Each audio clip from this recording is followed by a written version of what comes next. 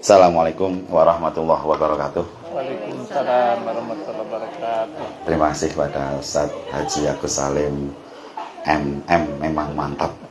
Yang dirahmati Allah, terima kasih atas tausiahnya, luar biasa. Memang beliau ustadznya memang ustadz kaliber ya. Ya jamaahnya banyak banget kita. Alhamdulillah. Cuma ini yang saat ini beliau belum punya yang full Ramadan, makanya kemudian akhirnya jamaah beliau dititipkan pada kami. Alhamdulillah, terima kasih Ustaz. Insya Allah amanahnya akan kami laksanakan dengan sebaik-baiknya. Cuma ya tidak bisa sebagus Ustaz Agus Salim. Bapak Ibu yang dirahmati Allah, ya mari kita buka di materi kita yang materi manasik umroh ini. Mohon maaf tulis di situ tanggal 9 Agustus. Lupa belum saya hapus, sudah saya print tadi, sehingga tertulisnya 9 Agustus 2025. Setelah 9 Agustus itu, ini 19 Agustus ini untuk keberangkatan kemarin 28 Oktober 2025. Bapak Ibu yang dirahmati Allah, ya mohon maaf ini materi baru sampai, tetapi sebenarnya PDF-nya sudah sampai beberapa saat yang lalu.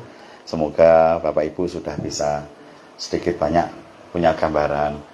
Apalagi di antara jamaah Bapak Ibu Saryono sudah berkali-kali ya ke Tanah Suci. Adik juga, anak juga sudah. Bu Martina juga sudah. Belum pernah. Bu Yama sudah berkali-kali juga ya ke Tanah Suci untuk umroh maupun haji juga ya.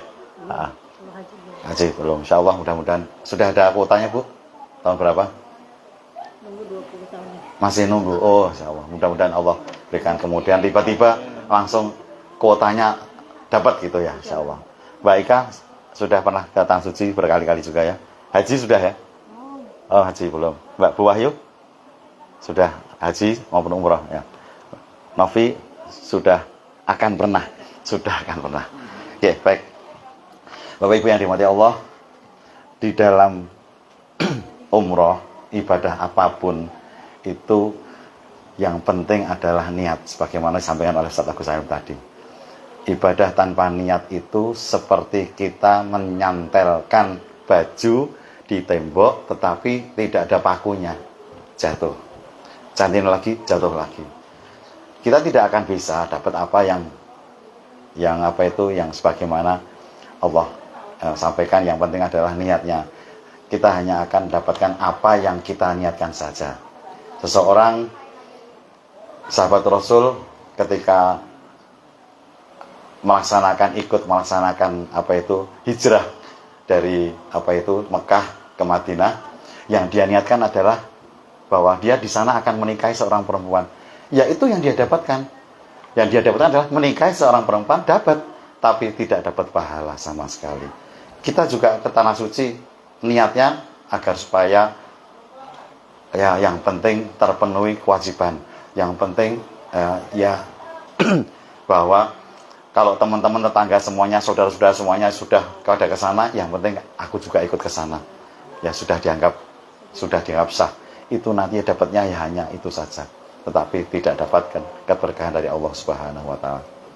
Nah, Bapak Ibu yakinkan bahwa Bapak Ibu datang ke Tanah Suci itu membawa bekal takwa dan juga tahu apa manfaatnya dari umroh tersebut. Apa manfaat umroh ini? Nah, maka yang pertama ingin saya sampaikan bahwa dengan umroh ataupun haji, maka Bapak Ibu ini ya, terutama ibu-ibu ya, yang pertama saya sampaikan, ini akan menjadi jihadnya bagi seorang perempuan. Nah, kenapa? Sahabat Rasul pernah ditanya, wahai Rasul, apakah seorang perempuan juga punya kewajiban jihad berperang? Maka Rasul sampaikan, wanita wajib berjihad tetapi tidak dengan perang, yaitu dengan melaksanakan umroh dan haji dan umroh. Itu jihadnya seorang perempuan. Insya Allah ibu-ibu semuanya itu yakinkan bahwa ketika kita umroh ke sana, insya Allah ini mendapatkan pahala jihad. Bapak Ibu tahu nggak, setiap keberangkatan umroh senantiasa selalu belum pernah yang terbanyak itu jamaah laki-laki. Ya. Selalu jamaah perempuan. Kita di sini ngumpul 3 laki-laki, perempuannya sebanyak ini. Di jamaah apapun, di pengajian, bapak-bapak nyempil sedikit, ibu-ibu banyak banget. Nah, karena apa? Karena ya memang di dunia ini jumlah wanita memang banyak. Yang kedua, ya memang semangat bahwa dengan jihad ini itu menjadikan kita mendapatkan pahala jihad ketika kita melaksanakan umroh ini. Nah, itu yang pertama. Yang kedua, yakinlah bahwa Bapak Ibu itu nanti akan dikabulkan seluruh doa. Apapun doa yang diminta oleh Bapak Ibu semuanya akan dikabulkan. Bapak Ibu, saya pernah berdoa untuk supaya mendapatkan jodoh bagi anak saya. Ya Allah. Berkali-kali saya menangis terus, tapi saya nggak bosan. Karena apa? Karena meminta kepada Allah itu ibadah. Ya. Kalau meminta kepada orang tua, sudah bekerja kok minta sama orang tua, bukan ibadah itu. Tapi kalau meminta kepada Allah, justru Allah suka. Hamba-hambanya yang suka minta. Tapi jangan diartikan bahwa orang tua akan senang anak-anaknya yang selalu meminta duit kepada orang tuanya padahal sudah bekerja. Jangan. Kalau anak-anaknya memang berikan kepada orang tuanya, itu yang menyenangkan hati orang tua. Nah, ketika berdoa, ya insya Allah ketika kami berdoa terus, ya Allah, alhamdulillah, Allah berikan. Ya, anak ketiga saya kemarin tanggal 1 Januari kami nikahkan di Purworejo, dan tanggal 3 mohon maaf tidak mengundang Bapak Ibu semuanya, kami hanya mengadakan pengajian. Yang pertama dulu kami mengundang 3.000 orang. Yang kedua kami mengundang 1.500. Yang ketiga kami mengundang pengajian 250. turun. Tidak mengapa, karena anak laki-laki ya. Yaitu yakin bahwa Allah akan mengabulkan doa kita. Ud'uni astajib lakum. Allah berjanji kepada kita semuanya, ya, bahwa kamu berdoalah kepada aku akan mengabulkan doa kamu. Itu tanpa syarat. Dimanapun kamu berdoa. Apalagi kalau ini berdoanya di sepertiga malam, di tanah suci lagi, di depan Ka'bah lagi, di depan multazam lagi. Merinding saya kalau di depan multazam. Saya kalau udah menghadap Bapak Ibu nanti akan saya bawa semuanya. Siapapun yang belum mendekat, merapat ke Ka'bah, menghampar ke Ka'bah, akan saya bawa ke sana. Begitu kita menghampar di depan Ka'bah, ataupun kita berjarak kira-kira 1,5 meter atau 1 meter dari pintu Ka'bah itu, kemudian kita berdoa, masih biasa. Begitu kita menengadah ke atas, kita merasa, ya Allah, Allah itu ada di atas, kamu meminta apa? Ya gitu. Dan apa yang kita doa, Allah akan senantiasa ud'uni astajib lakum. Apalagi di sana banyak tempat-tempat yang mustajab. Bapak Ibu tahu tempat yang mustajab di Tanah Suci apa? Yang pertama di Multazam, di Hijir Ismail, di Makom Ibrahim, termasuk nggak itu Makom Ibrahim? Di Makom Ibrahim itu perintahnya untuk sholat itu. Ya. Kemudian di mana lagi? Ada yang tahu? Hadiah umroh. Nah, ya udah umroh. Belum bayar lagi. Full Ramadan. Berarti yang dapat berarti kita menjawab gratis. Apa? Umrohnya. Marah? Alifah apa? Tadi Multazam sudah. Di Hijir Ismail sudah. Makam Ibrahim, ya kita diperintahnya untuk sholat, kemudian setelah sholat kita berdoa di situ. Nah, ya anggap aja itu adalah tempat mustajab juga. Ada 2 lagi yang belum Bapak Ibu sebutkan. Rukunnya mana? Hah? Rukunnya mana? Bukan. Di Mekah apa Madinah? Di Mekah. Berhadiah umroh. Pancuran emas. Enggak, itu juga kalau kita berdoa, kita hati kita terkonek, kita silatun, kita akan nyambung itu. Apa? Ya. Hadiah umrah full Ramadan tahun 2026 Bu, berangkat ya Bu ya. Ya, Di Safa Marwah ada syaratnya Bu. Apa syaratnya? Nah, ada syaratnya. Apa syaratnya? maksudnya sekarang apa? Tidak hanya sekedar kita datang ke Safa dan Marwah kemudian langsung menjadikan tempat yang mustajab untuk berdoa tidak? Melakukan sa'i dulu. Harus melakukan kegiatan, Kurang tepat, sedikit lagi. melakukan ibadah berputar ya, putar Safa dan Marwah. Kurang tepat sedikit. Jalan. Yang paling tepat adalah berdoa di Safa dan Marwah ketika melaksanakan umroh. Ya, kalau kita udah selesai tahallul ya, kemudian kita berdoa di situ, ya menjadi tempat yang biasa, bukan mustajab lagi. Tetapi ketika kita sedang tawaf, sedang umroh, Safa dan Marwah, maka kita biasanya di situ diberikan kesempatan di sela-sela Bismillah Allahu Akbar, Allahu Akbar, Allahu Akbar itu, di sela-sela itu kita berdoa untuk diri kita masing-masing. Tetapi kalau kita ikut mutawif, nanti yang mimpin umrah biasanya saya. Mutawif saya suruh ke belakang. Kamu bantu saya, gitu. Kalau di umrah kita bisa megang peranan ya sebagai pembimbing itu. Tapi jangan coba-coba di Turki dan Cina. Saya sebagai pemilik travel di situ tidak ada artinya apa-apa. Tidak dianggap. Saya bilang ini semuanya jamaah saya. Saya minta tidak bisa. SOP-nya tidak bisa seperti itu. Ini SOP-nya. Kamu ikut saya. Gitu. Gitu. Di Turki kamu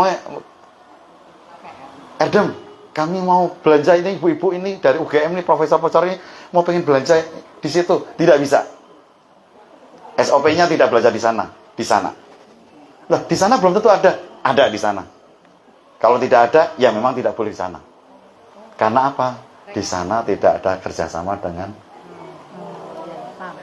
ya kan, bertahan ya, tidak ada kerjasama. Kalau di sana ada fee-nya, iya, begitu. Wah, dah. Sama aja Pak, di Indonesia juga begitu. Iya, gitu. Di Jogja juga begitu. Jangan belanja di bakpia gini. Bakpia ini nggak enak, yang ini aja. Yang sini dapat sekian persen, yang ini tidak. Baik, ya. Jadi nanti ketika saya mimpin Bismillahirrahmanirrahim, Allahu Akbar berkali-kali, itu nanti saya akan sampaikan pada Bapak Ibu, silakan berdoa masing-masing. Nah, nanti berdoa. Kalau di situ nggak dapat, nggak apa-apa. Sambil jalan kita nggak apa. Insya Allah itu masih menjadi tempat yang mustajab untuk berdoa. Nggak boleh berhenti sekarang. Ya sekarang nggak boleh berhenti, apalagi di Marwah itu udah ruh. Jalan. Dan sekarang dia pintar bahasa Indonesia. Jalan. Nggak bisa berhenti kita. Di sofa kita mengambil tempat yang agak ujung sana. Nanti Bismillah bisa mudah-mudahan. Tapi kalau nggak bisa ya sambil jalan aja kita. Oke. Itu tadi 3 ya.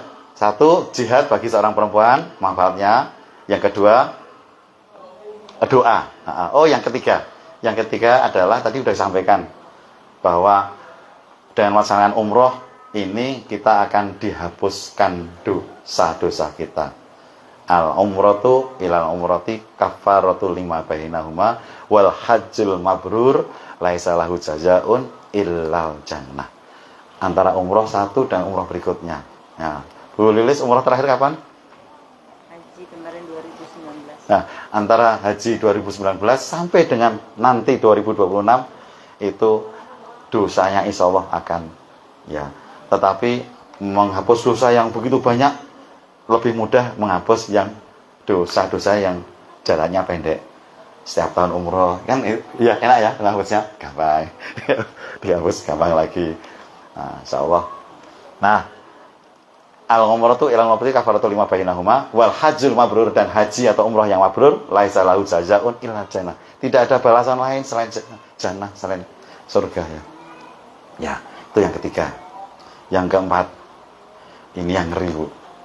Ngeri sedap, Bu. Apa? Mati di tanah suci itu disunahkan. Nah, banyak sekali orang-orang yang pengen karena melaksanakan haji tiap tahun, melaksanakan umroh berkali-kali dalam setiap satu periode, tapi kok ternyata tidak dipanggil-panggil oleh Allah. Justru orang yang tidak punya niat seperti itu malah justru dipanggil. Mereka yang dipanggil itu tentunya orang-orang yang memang pantas dipanggil oleh Allah Subhanahu wa taala. Pantas untuk mendapatkan pahala umroh selama dicatat pahala umroh dari saat meninggal itu sampai dengan yaumil akhir. Nah, gitu. Insya Allah. Nah, tetapi Bapak Ibu pernah lihat nggak di tanah suci ketika ada rombongan jenazah itu, ada jenazah yang ditutup kain kafan rapat, ada yang dibuka wajahnya saja seorang perempuan, ada juga yang laki-laki hanya sebatas gini, kepalanya tetap tidak ditutup. Apa itu? Kalau yang dibuka mereka itu apa namanya, seremonial umrohnya belum selesai. 100. Ya. Tadi ya? 100. Betul. Jadi bagi laki-laki kan Kebuka kepalanya. bagi orang laki-laki itu kan rukunnya umroh itu kan sampai dengan tahallul. Kalau dia belum melaksanakan tahallul kok meninggal, maka kemudian seorang laki-laki itu, jenazah laki-laki itu dibuka kepalanya. Kalau perempuan, kalau belum selesai, dibuka wajahnya. Dan kalau sudah selesai melaksanakan umroh, maka dia akan ditutup dengan kain kafan komplit seperti itu. Ya Bapak Ibu, kita nggak tahu di bagian mana kita akan dipanggil oleh Allah Subhanahu Wa Taala. Ya, apakah akan di tanah suci atau di tanah air atau di tanah abang atau di tanah mana? Nah, oke, itu yang keempat. Yang kelima, bahwa dengan melaksanakan umroh haji ini, maka rezeki kita akan diganti oleh Allah dengan rezeki berlipat ganda. Doanya adalah Allahumma ij'alhu hajjam mabrura atau umratan mabrura wa sa'yan maskura wa dzamban maghfura wa amalan sholihan makbulan wa tijaratan lan tabur. Ya. Jadi yang terakhir adalah tijaratan lan tabur, dan kita akan diganti dengan usaha yang tidak merugi. Ya Allah, aku lepaskan uang 35 juta, 37 juta, 39 juta, Engkau akan berikan aku ganti yang berlipat ganda. Dan insya Allah Bapak Ibu, ya semoga ya pulang nanti rezeki Bapak Ibu tambah lancar. Tapi rezeki yang namanya rezeki itu atau pahala yang diberikan oleh Allah itu belum tentu berupa uang. Bisa jadi berupa kesehatan. Maka ketika pulang Pak Saryono sehat, ya ke masjid tambah lancar, ngimami lancar, itu artinya adalah rezeki dari Allah Subhanahu Wa Taala. Yeah. Kemudian ketika kita pulang, anak kita ternyata lulus kuliah, itu juga rezeki dari Allah. Barangkali itu yang doa kita dikabulkannya dalam bentuk yang lain. Nah, Allah tahu mana yang penting untuk kita, bukan Allah memberikan apa yang mau untuk kita, tapi apa yang penting untuk kita. Kemudian itu tadi yang kelima ya.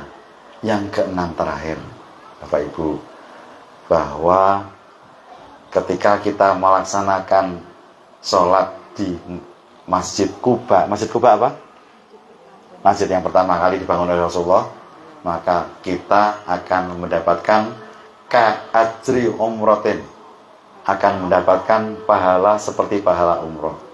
Dengan syarat kita di hotel sudah ambil wudhu, ya jangan sampai kita batal. Tapi kalau kita batal, ya di tempat itu juga kita wudhu, ya dengan air. Kemudian kita sampai di tempat di sholat, kita sholat 2 rakaat, yang pertama dan al-kafirun, yang kedua al-ikhlas. Insya Allah kita akan mendapatkan ka'ajri umrotin. Ya, itu Bapak Ibu rangkuman dari ini. Mungkin ada hal lain yang mungkin ada seperti kita akan menjadi tamu Allah dan sebagainya, itu sebagai tambahannya. Oke, Bapak Ibu. Damai di sini ada yang bertanya? Kita teruskan ya. Oke.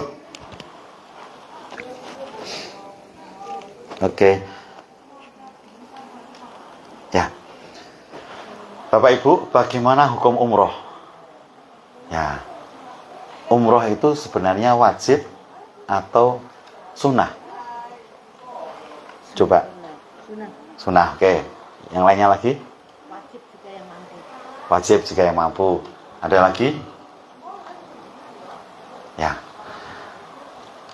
Kalau melihat dari ayat Al-Quran, ya, bahwa Nabi Ibrahim pernah diperintah oleh Allah, wahai Ibrahim, serulah mereka untuk mendatangi Ka'bah ini untuk berumrah dan haji. Serulah mereka serulah mereka semuanya, semua manusia di dunia ini. Maka Nabi Ibrahim, bagaimana kami akan menyeru mereka sedangkan mereka ada di tempat yang jauh? Maka kemudian Allah, nanti aku yang akan menyeru mereka. Wa adzin fin nasi bil haji ya'tuka rijalan ala kulli dhamirin ya'tina min kulli fajjin amik. Wa adzin fin nasi, dan serulah wahai Ibrahim.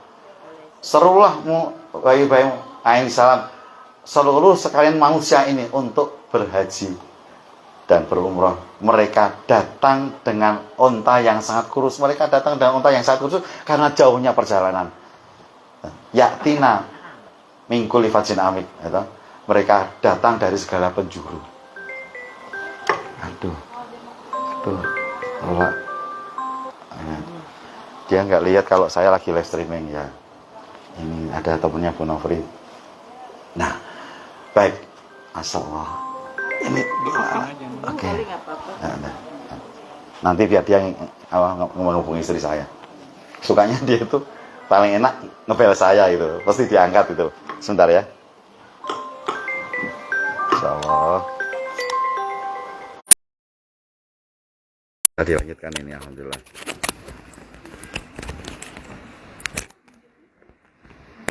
Nah, ya, oke.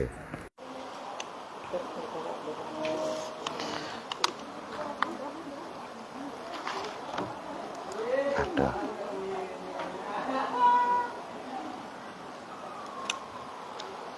Oke.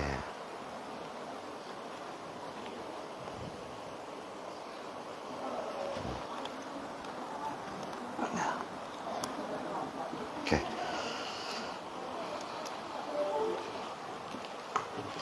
Ya.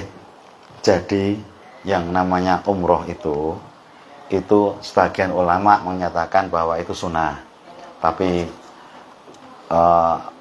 sebagian ulama yang lebih banyak lagi, mereka menyatakan bahwa umroh itu wajib karena berhubungan dengan tadi masalah apa itu.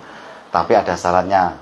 Syaratnya yaitu manis tato'a ilaihi sabila, bagi siapa yang mampu. Kalau orang tua mampu, kemudian anak belum bekerja, apakah dia punya kewajiban? Kalau orang tua mampu, maka sebenarnya orang tua wajib mengumrohkan anaknya. Nah, seperti itu. Sekarang haji. Haji itu sekian tahun ya Bu ya, daftar tunggunya. Kalau tidak dimulai dari orang tua dulu, maka kapan anak akan dapatkan porsi haji?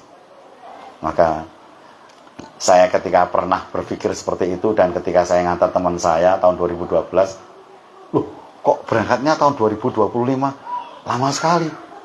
Kapan anak kita mau di sekian tahun kemudian berumah tangga, kemudian punya usaha, kemudian dia mampu, kapan lagi dia mau? Nah, maka kemudian akhirnya alhamdulillah, bismillahirrahmanirrahim, saya niatkan untuk apa Bu?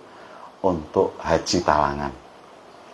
Selama saya niat untuk mendaftarkan anak-anak yang 4 itu, yang 1 di Mesir, yang 3 haji talangan, selama itu saya bekerja terus, nggak sengaja ternyata ketika melihat tabungan, alhamdulillah ada 75.500.000 pas sekali untuk daftar 3 anak plus sisa 500. Alhamdulillah. Itu artinya ketika kita baru niat saja mau menghajikan anak-anak, walaupun dengan, tapi Allah sudah memberikan ganti. Nah, seperti itu. Insya Allah nanti tanggal 27 atau 28 anak-anak berangkat. Saya daftarnya tahun 2012. Nah, tidak banyak yang berpikir seperti itu. Kakak saya yang mungkin dia bisa dibilang yang tertua itu miliarder itu, belum ada anak-anaknya yang didaftarkan. Itu. Jadi memang masing-masing ya. Artinya kita mau Allah dulu, kemudian Allah lagi, Allah terus, atau mau dunia dulu. Nah, seperti itu. Tapi kalau saya, bismillah, berapapun uang yang ada, saya daftarkan.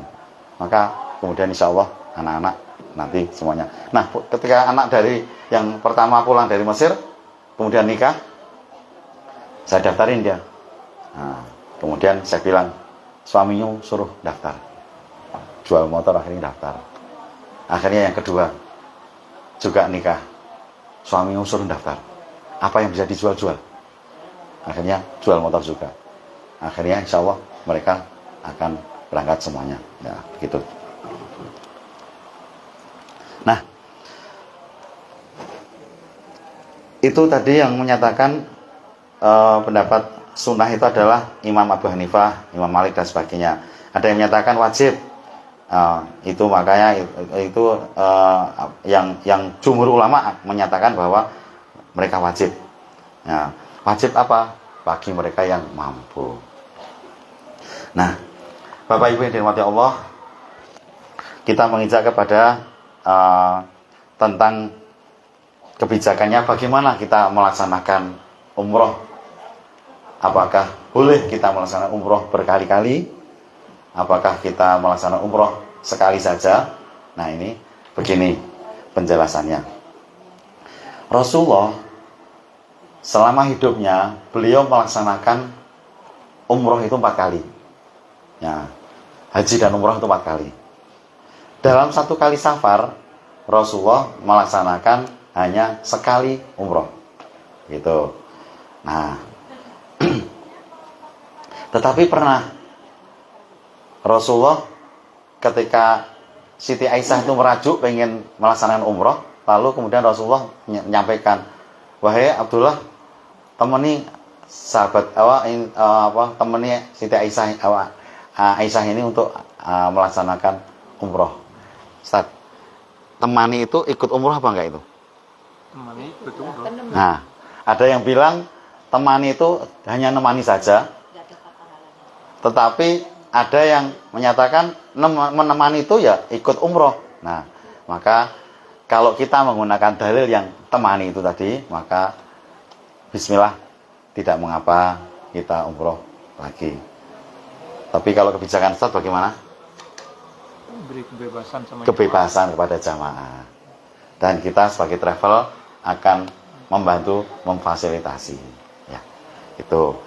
Nah, kemudian tetapi kalau melihat dari postingan yang disampaikan oleh Bu Dr. Desti di grup kita ini tentang kebijakan untuk umroh sekali saja dalam 1 kali safar itu oleh imam siapa itu? Yang apa itu yang kayak Imam Sudes? Bukan. Itu menyatakan bahwa kalau ikuti Rasulullah, maka Rasulullah itu hanya sekali dalam 1 kali safar. Beliau bilang gini, bisa dibayangkan kalau jutaan manusia ini mereka mengulang-ulang umroh semuanya, akan seperti apa di tempat tawaf itu? Akan seperti apa yang terjadi? Akan membeludak. Kalau mereka kemudian mementingkan untuk umroh berkali-kali. Nah, maka untuk kita ini bagaimana nanti kalau yang ingin ikut umroh lagi, nah, kita akan memfasilitasi atau membantu memfasilitasi gitu. Nah, kemudian Bapak Ibu, di mana kita untuk ambil mikotnya? Ya, gitu. Tadi Bu Novi tanya, Om, kalau untuk ambil mikot gimana? Ya, kita ambil mikotnya wajib kita keluar dari kota Mekah. Keluar dari kota Mekah yang terdekat itu sudah ditentukan oleh oleh Rasulullah.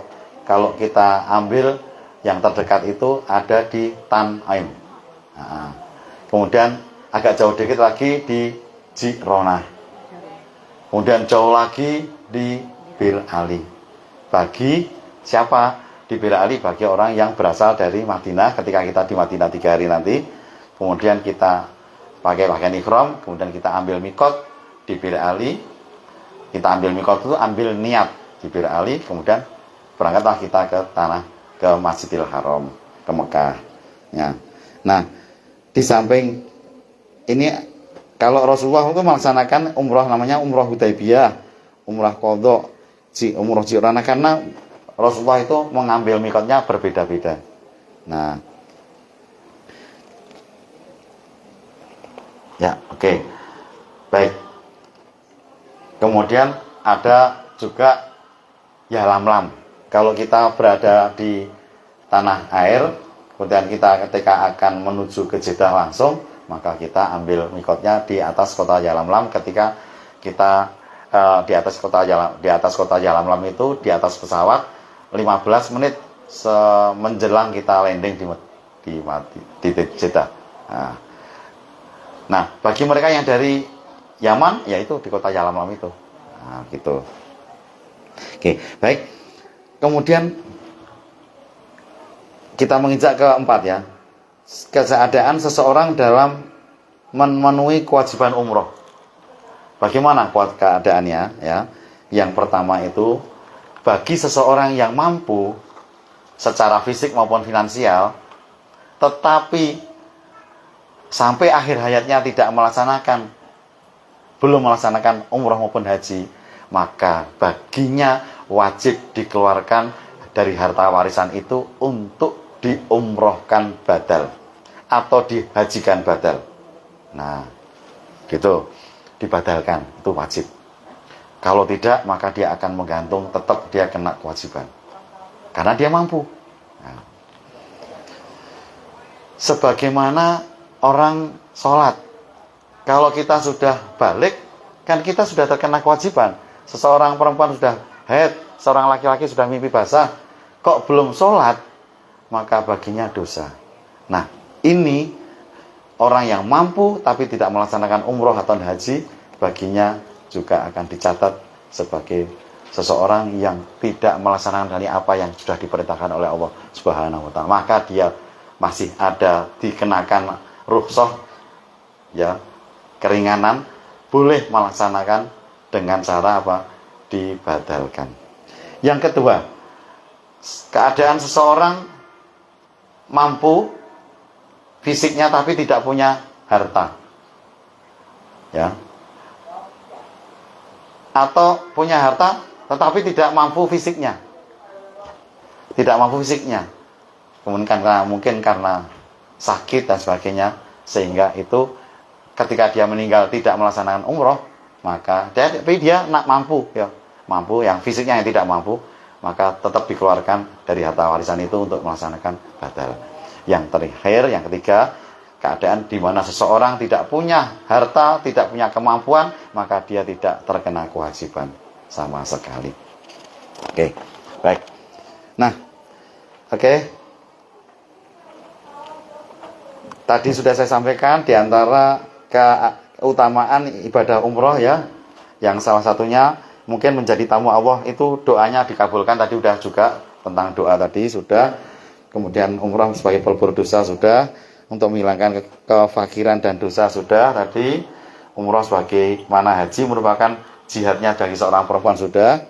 Kemudian yang kelima tadi, nah ini umroh di bulan Ramadan itu pahalanya seperti haji bersamaku, kata Rasulullah seperti itu.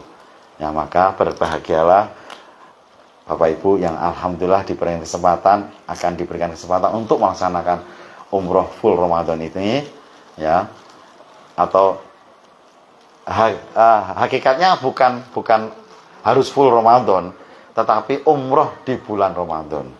Tetapi kalau kita sudah biasa melaksanakan umroh, coba sekarang yang biasa melaksanakan umroh 9 hari itu terasa pendek nggak?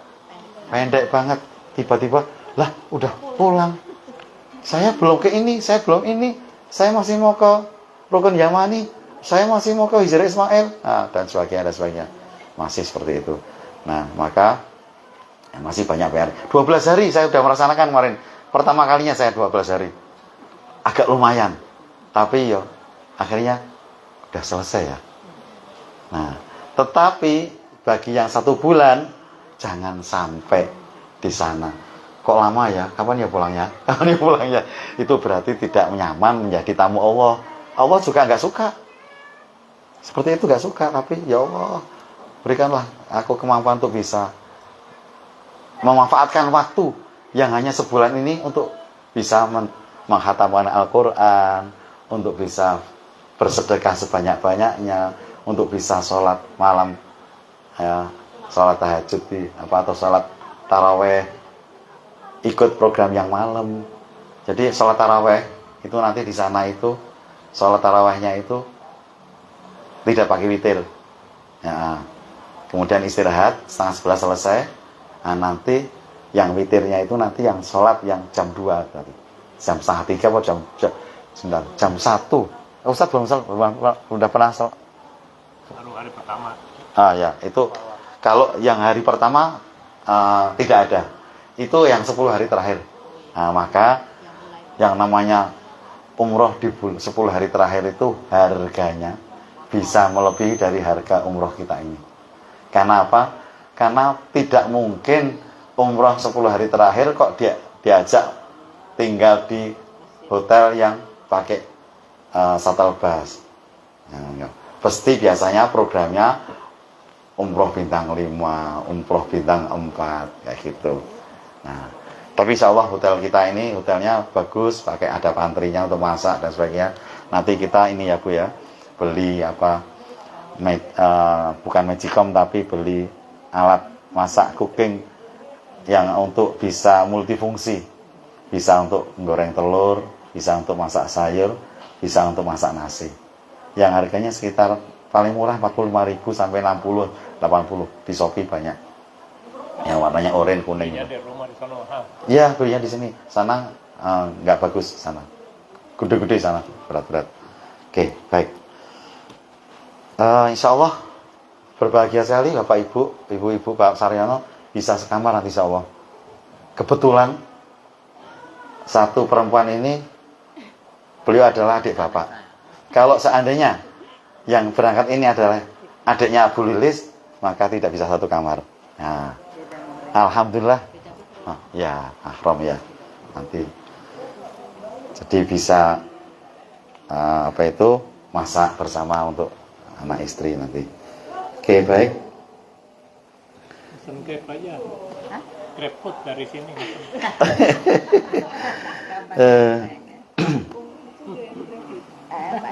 Ya, oke.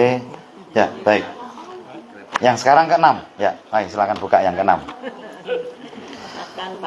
Syarat umroh Bapak Ibu ya. Pertama, ya jelas tuh ya, Islam, balik, merdeka, memiliki kemampuan, akal, bekal dan kendaraan, ada mahram khusus wanita. Mahram itu zaman 2017 itu sangat penting sekali.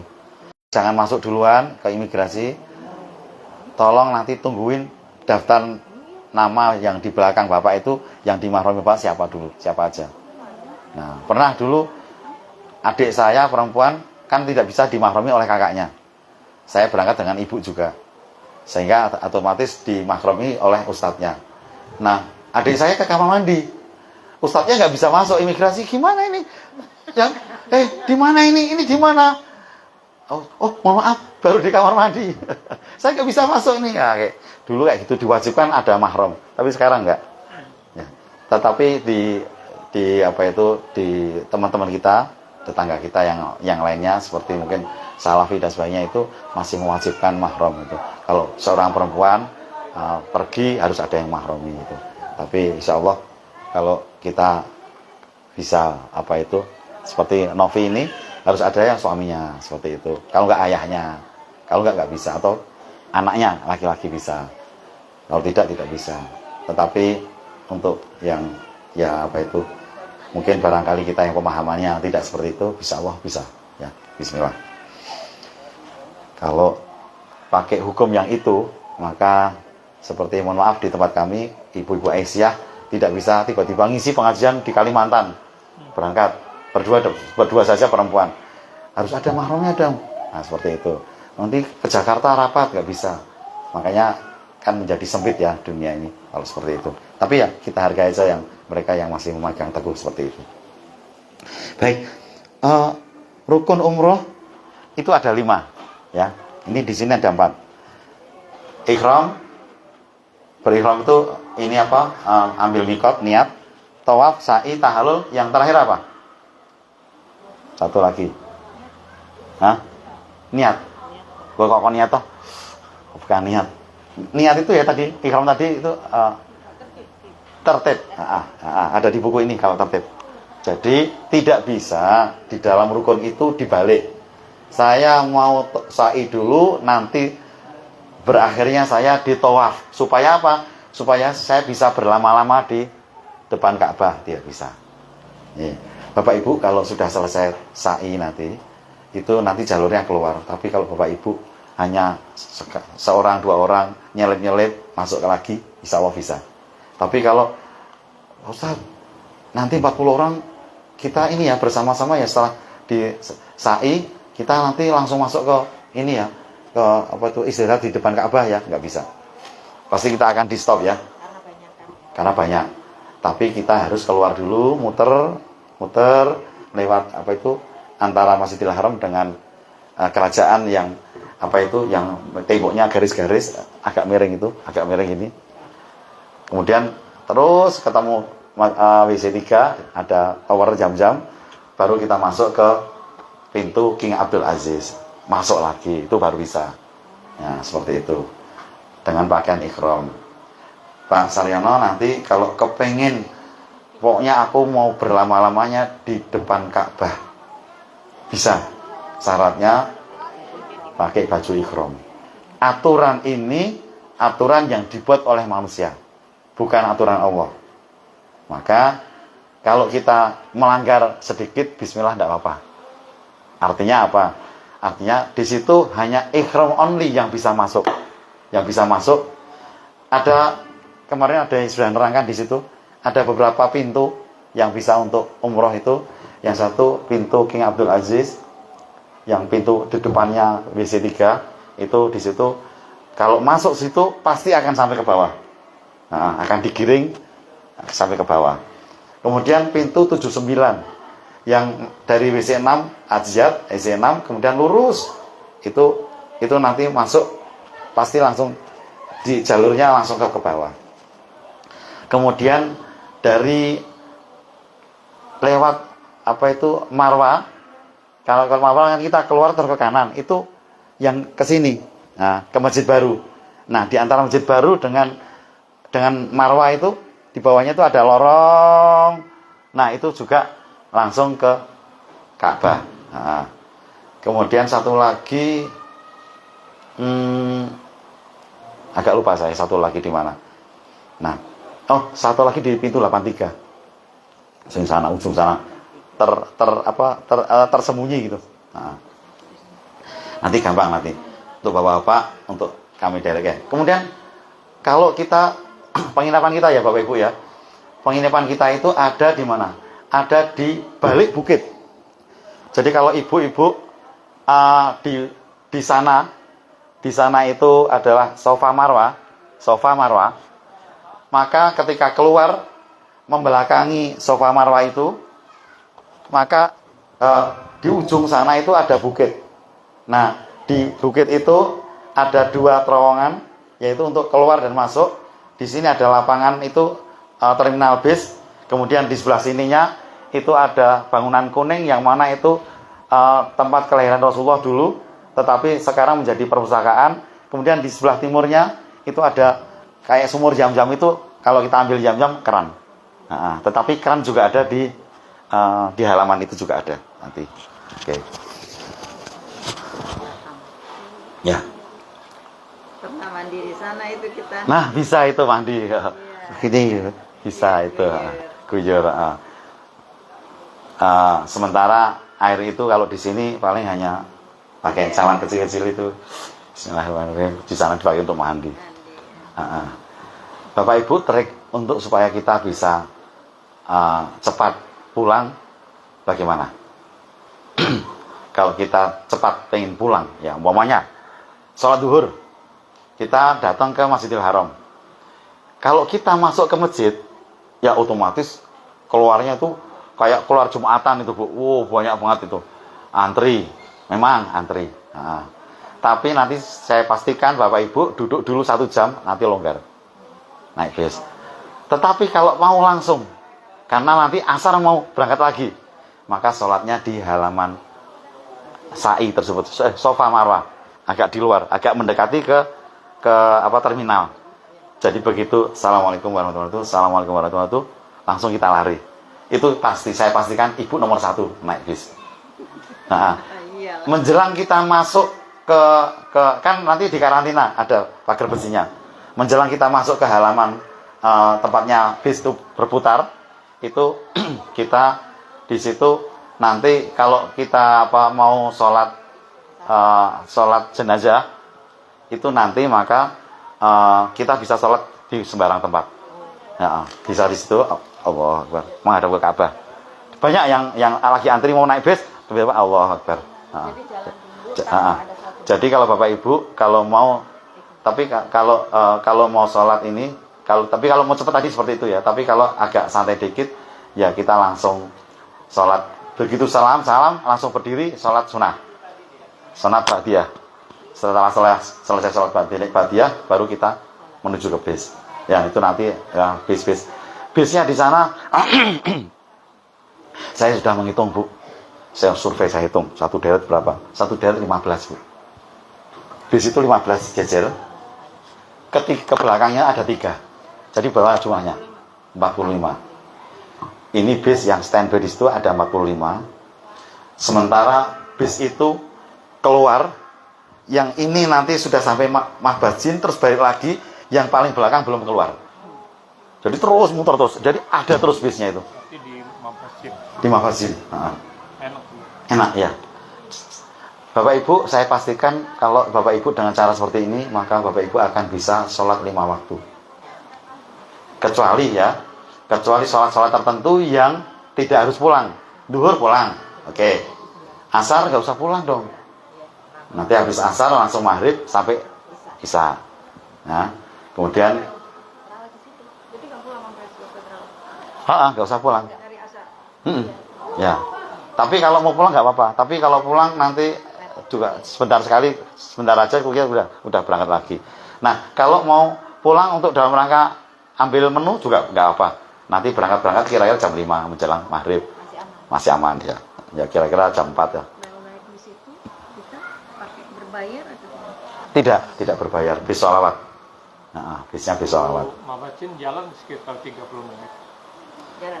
Oh bisa jalan ya. Bis Tapi lewat lumayan terowongan. pas-pas. Tapi dilarang. Dilarang. Karena terowongannya nutat. Tidak ada trotoarnya. Jadi ketika kita jalan Bahaya itu. bahaya keserempet. Ya, gitu. Kalau saya mulai start masuk terowongan sampai dengan kan ada 2 terowongan ya. Keluar sebentar terus masuk lagi. Itu 2 terowongan itu saya pakai stopwatch itu 1 menit 45 detik. Udah sampai. Nah itu tapi ngebut Jalannya. ya, karena kan kosong toh. Kan nggak ngambil penumpang ya. Nggak ngambil. Sudah ngambil penumpang di sini. Di tengah jalan tidak ada. Jadi bis itu berarti per menit, per jam, per menit 24 jam. Bukan per menit per jam. 24 jam ada terus. 24 jam. Ya, Dengan tujuan ke situ. Ya hanya melewati 2 terowongan tadi. Oh, ya. Jadi ini Di tempat kita. Ustaz. ini halaman sofa marwah. Ini sofa marwah gini aja. Nah, sofa marwah.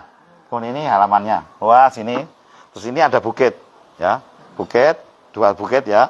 Terus ini begitu keluar dari bukit tadi langsung ketemu hotel. Hotel kita ada di sini. Paling ya cuma 5 deret dari hotel itu. Terus nanti hotel kita ada di belakangnya. Keluar hotel langsung terminal. Iya. Ya, kita nunggu juga di sini. Begitu naik bis penuh langsung jalan masuk terowongan begitu. Jadi tidak. Kalau haji tempat favorit itu tuh. Oh iya, tempat favorit Mahbadzin karena paling dekat. Paling dekat ya dibanding dengan Azizia.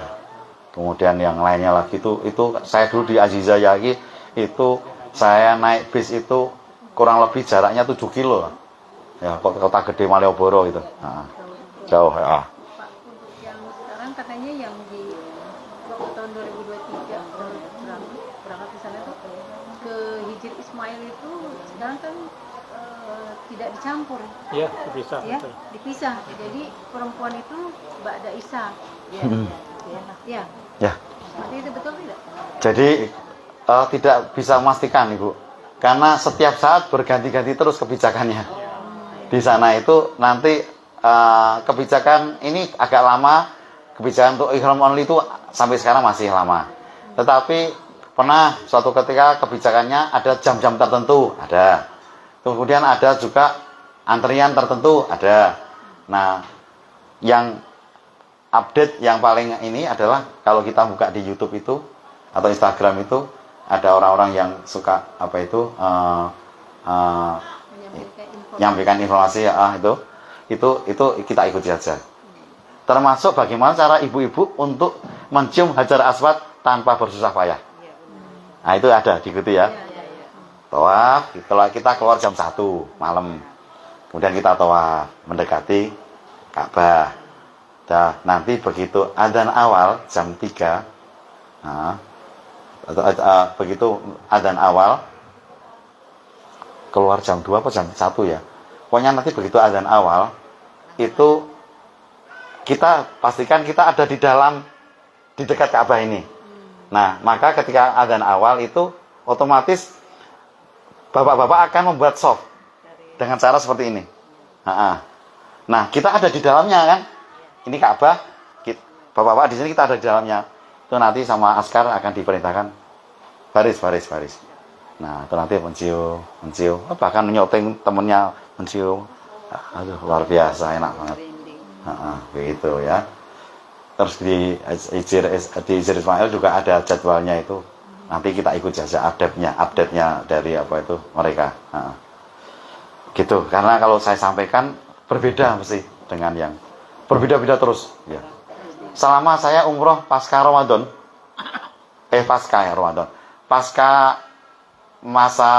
pasca Covid ya, sampai sekarang kemarin itu 28 Oktober 2025, saya belum pernah masuk Hijr Ismail dan belum pernah melihat ada orang di dalam Hijr Ismail. Gak tahu jam berapa di Hijr Ismail dibuka. Tutup terus. Saya hanya berdoa nempel di bibir Hijr Ismail. Kemudian saya pastikan saya melihat siapa tadi yang bilang talang tadi?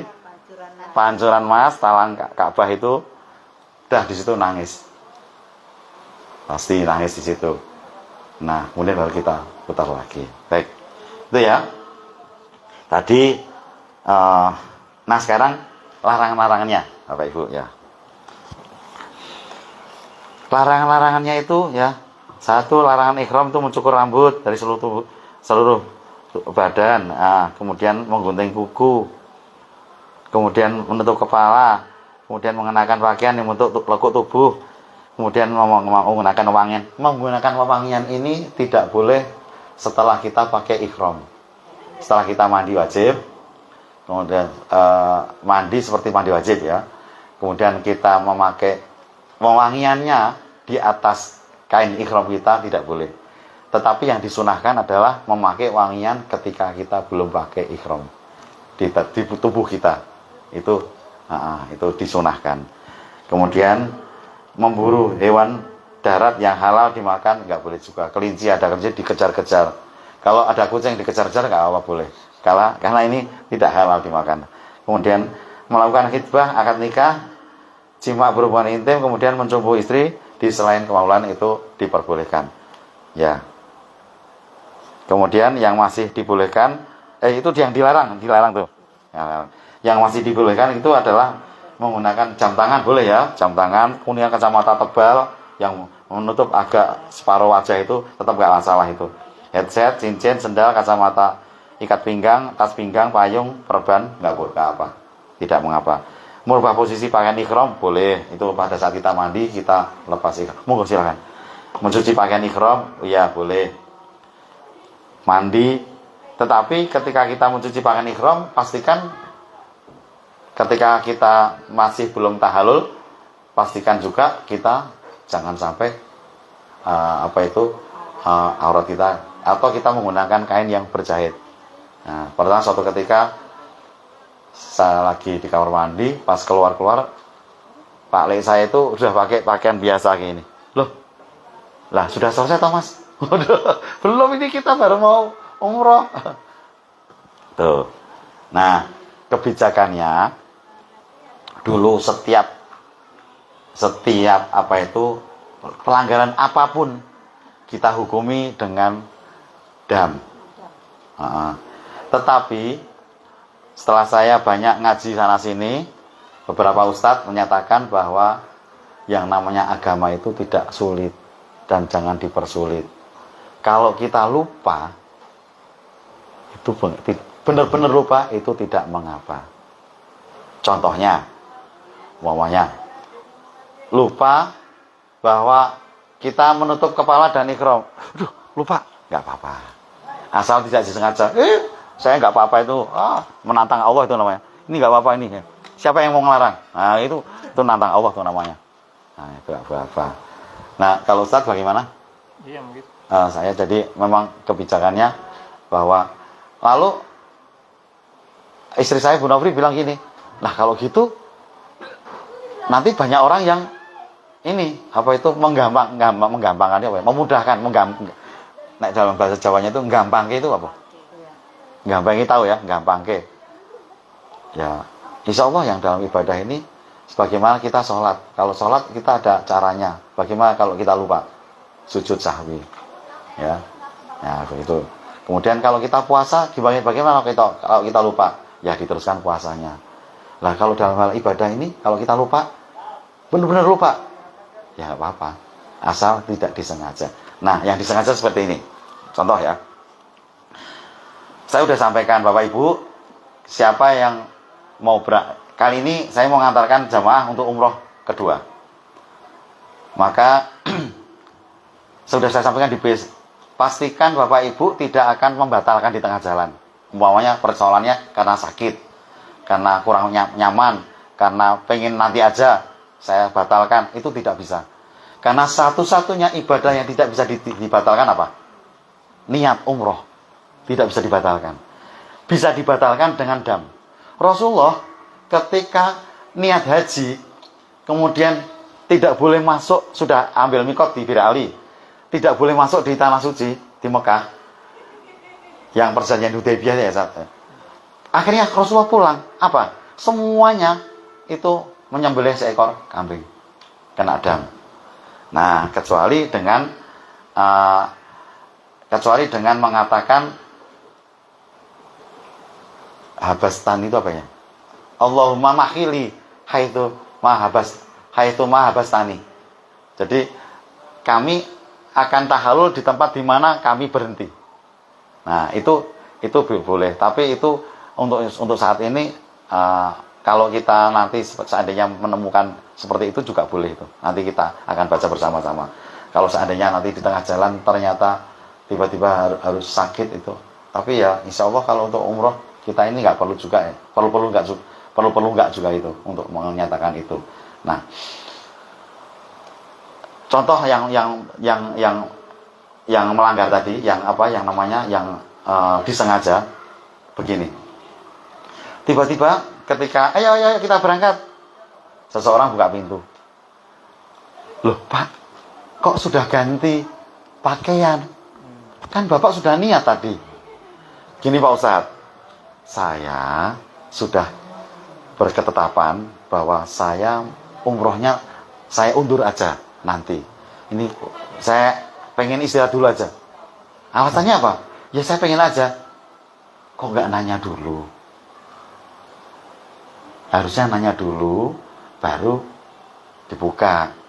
Kalau antum Bapak ini tidak nanya dulu, padahal tadi sudah dikasih nasihat, sudah dikasih ketentuan seperti itu, maka berarti Bapak ini menyengaja. Terus gimana?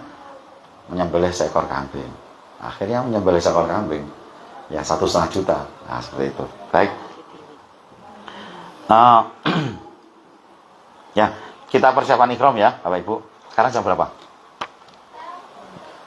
Banyak? 11. Oke. Ya, silakan kalau mau istirahat dulu. Ini diminum-minum dulu. Bismillahirrahmanirrahim. Break.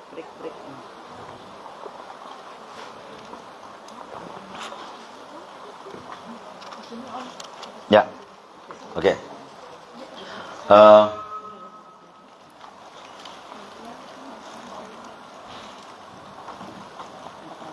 ya, kita setelah ini kita masuk ke persiapan umroh ya. Saya akhiri dulu. Terima kasih. Assalamualaikum warahmatullahi wabarakatuh.